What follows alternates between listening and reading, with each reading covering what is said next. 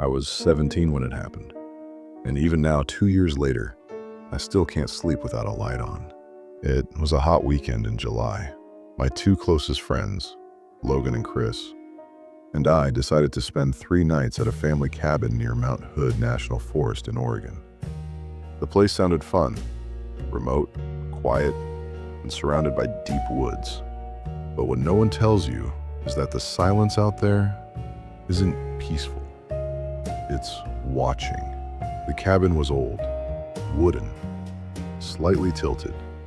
No Wi-Fi, no cell signal, and not a single house for miles. The first evening was great. Barbecue, guitar, jokes, and stories from high school. But the deeper the night got, the heavier the air became. Logan suddenly went quiet. He was staring out toward the trees. Then he said, barely above a whisper, "Someone's watching us." I looked too. There was something between the trees, a tall, unmoving silhouette, just standing there, facing us. I grabbed the flashlight, aimed it, and nothing. The figure was gone. We laughed it off, pretended it was the beer or the firelight playing tricks. But in our heads, we were all thinking the same thing. We weren't alone. We went inside, locked every window and door, and tried to shake it off. 2:13 a.m.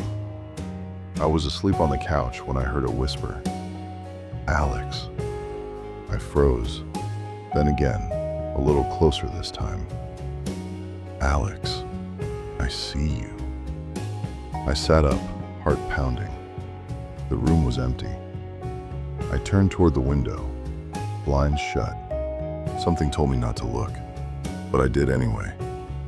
And right there was a face.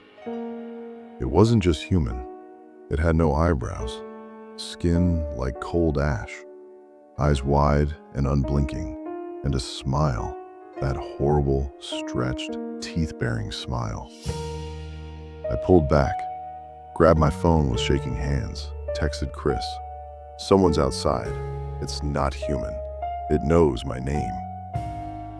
Moments later, Chris and Logan rushed out with a bat and flashlight. I stayed by the door listening. Nothing. They came back in confused. No prints, no movement. But when we looked down, there were wet, barefoot tracks leading to the roof.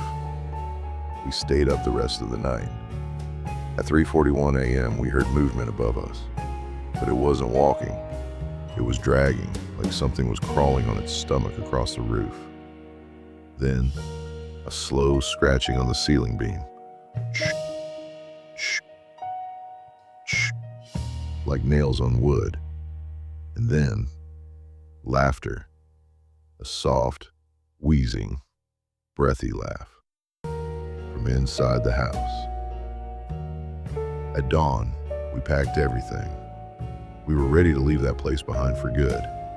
But the moment we opened the door, we saw something carved into the dirt outside. I was inside. You only saw me once. I'm still with you. We didn't look back. 2 days later, my uncle called. He sounded uneasy. "Hey, did one of you carve something into the kitchen wall?" I said, "No, why?" He paused. "There's a message scratched into the wood. It says, 'Come back alone next time. I want to see you up close.'" I've never been back to that cabin, but sometimes, late at night, I still hear my name in the dark. "Alex, I see you."